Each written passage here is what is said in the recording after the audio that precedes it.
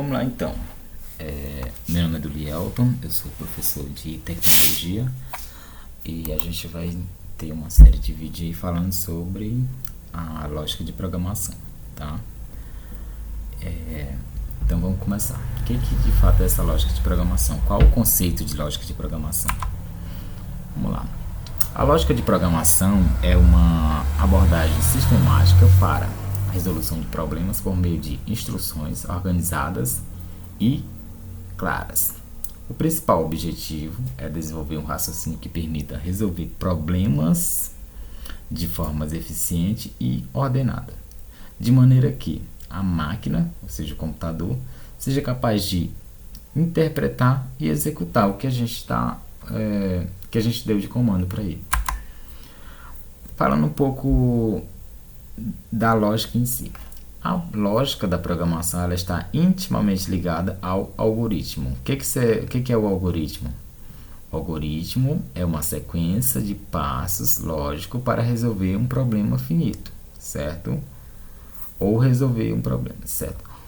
Esses passos podem ser representados de várias maneiras, através do pseudocódigo, mais para frente a gente pode ver sobre o pseudocódigo, fluxogramas ou até mesmo linguagem de programações formais.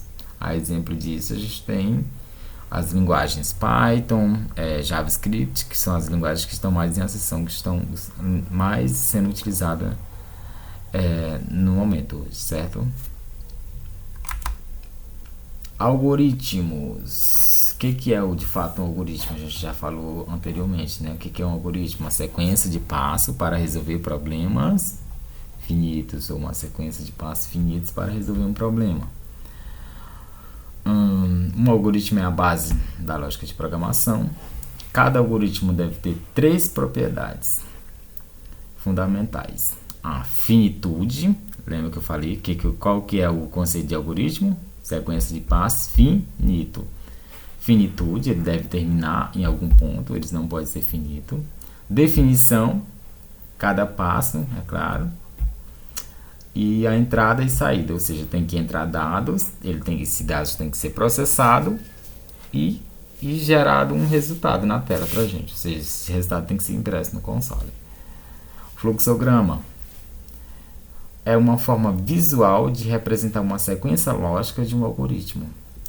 Um fluxograma usa símbolos padronizados para indicar ações, decisões e fluxo de controle.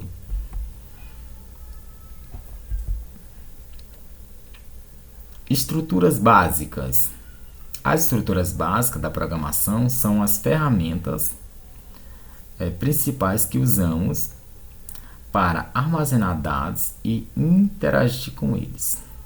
Cada um desempenha um papel específico na execução de um programa. Vamos lá. Então vamos falar sobre as variáveis. O que são as variáveis? A variável ela é como se fosse uma gaveta que você colocasse ali para armazenar alguma coisa, roupa ou algo do tipo. Então, na programação, essa variável é uma caixinha, um armazenamento que a gente cria dentro do programa para armazenar algum dado temporário. Ou seja, a gente tem as variáveis e as constantes. As variáveis, os valores variam, a constante não, é um valor ali permanente. Então, o valor de temporário, cada variável tem um tipo também, a gente tem que dar atenção também para a tipagem dos dados, certo? O tipo de dado ele pode armazenar, ou seja, a gente tem os dados inteiros, os dados reais, as caracteres e os booleanos. Exemplos, inteiros, somente aqueles números que não tem vírgulas, por exemplo, 42, 50, 52, números que não tem vírgula. Os reais já são aqueles que tem vírgula, aqueles números quebrados que a gente fala. Por exemplo, 3,14, 4,5, algo do tipo, certo? 0, alguma coisa, certo? Esses são os números reais.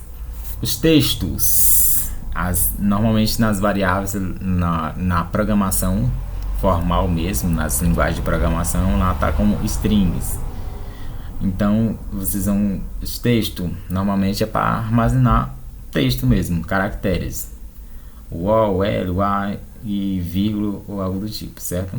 Normalmente ele sempre vai vir entre aspas, tá? E os booleanos que é basicamente a variável que tem duas alternativas, verdadeiro ou falso, tá? True ou false.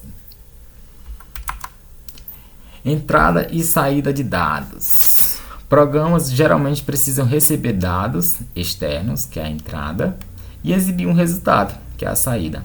A entrada ela pode ser obtida através do teclado. A gente pode colocar nossos dados aqui, por exemplo, 1, 2, mais 3, e ele vai emitir um resultado. Por exemplo, 1, 2 mais 3, e eu quero que ele some para mim esse resultado que vai dar, se for 2 mais 3 vai dar 5, certo?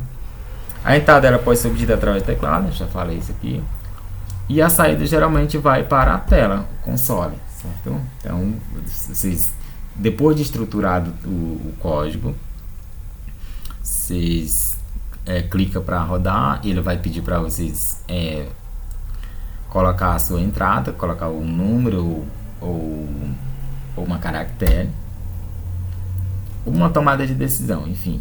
E em seguida esse programa vai pegar receber esse resultado, vai processar e vai devolver o resultado. Se for uma soma matemática, ele vai devolver o resultado de acordo com o que você pediu, certo? Isso se estiver bem estruturado. Então é importante esse conceito do algoritmo aqui, ok? Entrada, a função de leitura permite que o usuário insira dados durante a execução do programa, e a saída exibe o resultado, como uma impressão na tela, certo? No próximo vídeo a gente vai falar mais sobre estruturas condicionais e estruturas de repetições, ok? Então, até mais. Obrigado.